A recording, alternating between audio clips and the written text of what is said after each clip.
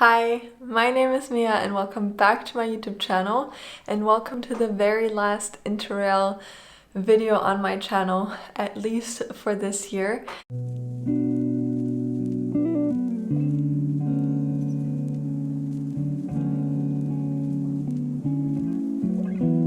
So yeah, I've kind of been following along the comments of my other Interrail videos and it has become pretty clear to me that maybe I should make a video of the entire planning process of how I went about planning our big trip this summer to help some of you guys who are also interested in traveling this way.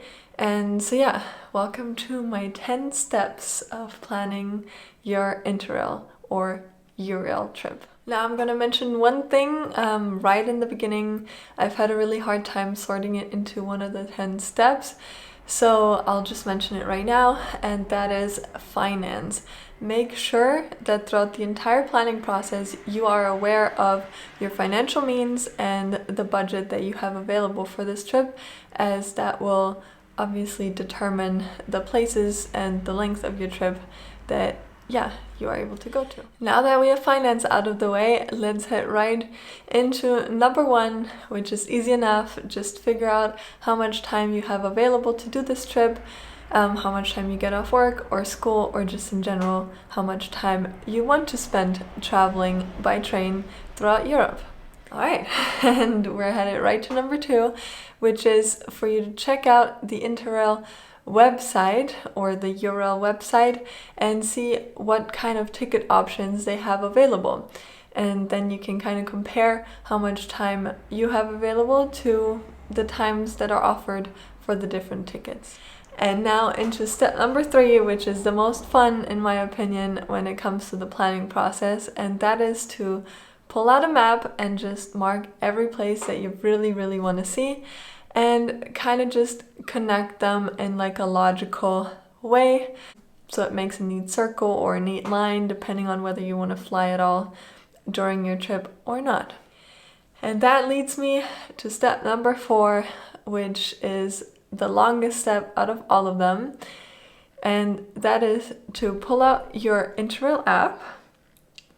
And you have this planner section in it.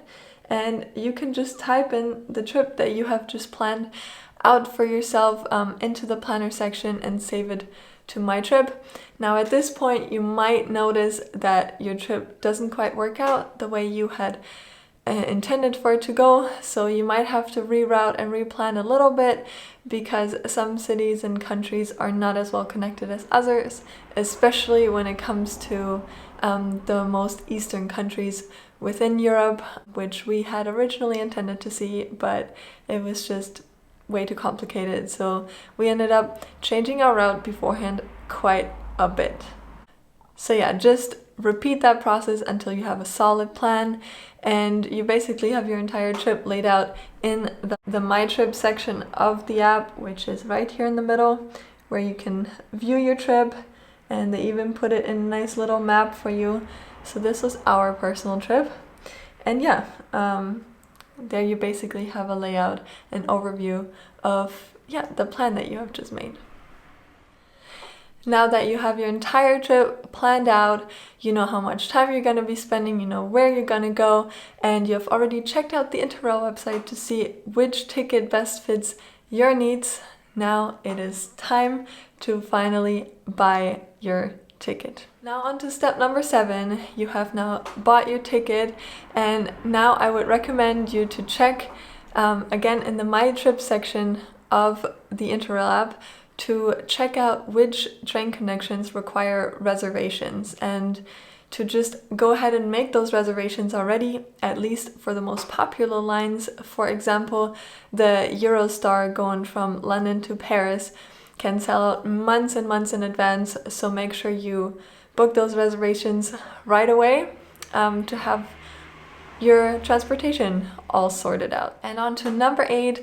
Now that you have all your reservations squared away, I think it is time to book your accommodations, whether that is hotels or hostels. There's great resources through different apps, for example Hostel World if you're planning to go cheap and stay in hostels, or apps like booking.com or Trip or Airbnb, whatever it is.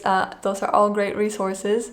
And yeah, just book your accommodations, at least for the beginning of your trip. Depending on how long you go, you can either book it all right then and there. That'll also help you greatly with your finances, because you will have all the major expenses already taken care of. So all the money that you take on your trip is basically yours to spend. But yeah, make sure that you at least book for the beginning of the trip. That'll just, give you some peace of mind, but also leave you with a bit of flexibility for the later part of your travels. And we are now in the final stretches. You are about to go on your trip and it is time to pack. And all I can say about that is try to pack as light as possible. I will link my packing list for you down below to check it out, just to kind of get an idea of what you might want to pack for your Interrail trip. And lastly, number 10 is just to go on your trip and enjoy. And if you want to have a bit of an easier time on your trip, then make sure to also check out my 15 tips for interrailing or Eurailing. I will also leave that in the description for you down below. And yeah, thank you so much for watching. If you have any other remarks, any tips, any comments, make sure to leave them down below. We can all help each other out here. And yeah, happy travels. I hope you liked this video. I hope it was helpful for you. If so, make sure to leave me a like and subscribe so you don't miss any of my future uploads. Thank you. Bye.